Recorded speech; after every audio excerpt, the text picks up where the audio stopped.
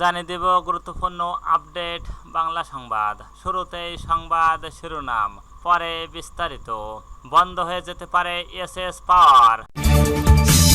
এরপর জানিয়ে দেব আওয়ামী লীগ দেশকে পরনির্ভরশীল রাষ্ট্রে পরিণত করেছিল তারেক রহমান।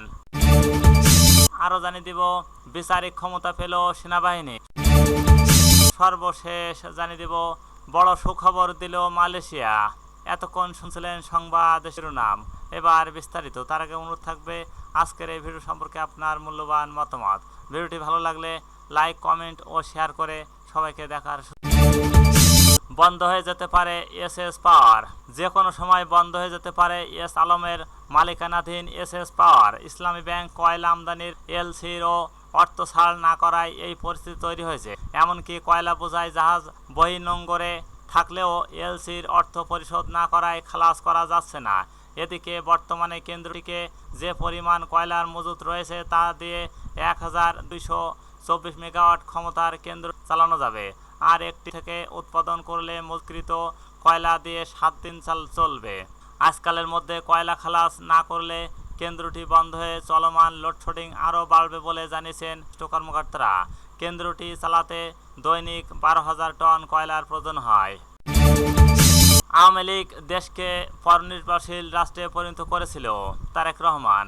আওয়ামী লীগ দেশকে পরনির্ভরশীল রাষ্ট্রে পরিণত করেছিল বলে মন্তব্য করেছেন বাংলাদেশ জাতীয়তাবাদী দলের বিএনপি ভারপ্রাপ্ত চেয়ারম্যান তারেক রহমান। মঙ্গলবার 17 সেপ্টেম্বর বিকেলে রাজধানীর নয়াপল্টনে এক সমাবেশে বক্তব্য দিয়ে তিনি এই মন্তব্য করেন। দেশের নারী শিশুসহ সকল শ্রেণীর জনগণ বিশ্বকে দেখিয়ে দিয়েছেন দেশের মানুষ বন্দুকের সামনে বুক পেতে দিতে রাজি, তবু তারা স্বৈর শাসনকে মেনে নিতে রাজি নন। মন্তব্য করে তারেক রহমান বলেন, গণতান্ত্রিক বাংলাদেশের রাজনীতি শাসন প্রশাসন হওয়ার কথা ছিল government of the people, by the people, for the people. অথচ গত 15 বছর বাংলাদেশে মাফিয়া শাসন চালু করা হয়েছিল। দেশে বিদেশে পলাতক বিনা ভোটে সেই সরকারের পরিচয় হয়ে উঠেছিল government of mafia, by the mafia, for the mafia. বিচারিক ক্ষমতা পেল সেনাবাহিনী। সারা দেশে আগামী 2 মাস নির্বাহী ম্যাজিস্ট্রেটের দায়িত্ব পালন করবেন সেনাবাহিনীর কর্মকর্তারা। মঙ্গলবার 17 সেপ্টেম্বর এক প্রজ্ঞাপনে এই তথ্য জানিয়েছেন জনপ্রশাসন মন্ত্রণালয়। জনপ্রশাসনের প্রজ্ঞাপনে বলা হয়েছে, ফৌজদারি কার্যবিধি 1898 এর ধারা 64, 65, 83, 84, 86, 95, 2, 100, 105, 107, 109, 110, 126, 127, 127, 128, 130, 133 এবং 142। গণপ্রজাতন্ত্রী বাংলাদেশ সরকার, জনপ্রশাসন মন্ত্রণালয়। বড় সুখবর দিল মালয়েশিয়া। মালয়েশিয়া সরকার নতুন করে তাদের প্ল্যান্টেশন ও সেক্টরে বিদেশি কর্মী নিয়োগের সিদ্ধান্ত গ্রহণ করেছে। আর এজন্য কলিং ভিসা পুনরায় চালুর সিদ্ধান্ত নিয়েছে দেশটি। কয়েক মাস বন্ধ থাকার পর ম্যানুয়াল পদ্ধতিতে চাহিদাপত্র সত্যায়ন করার ঘোষণার মধ্য দিয়ে দেশটি তার বন্ধ থাকার কলিং ও ভিসা পুনরায় চালু করল।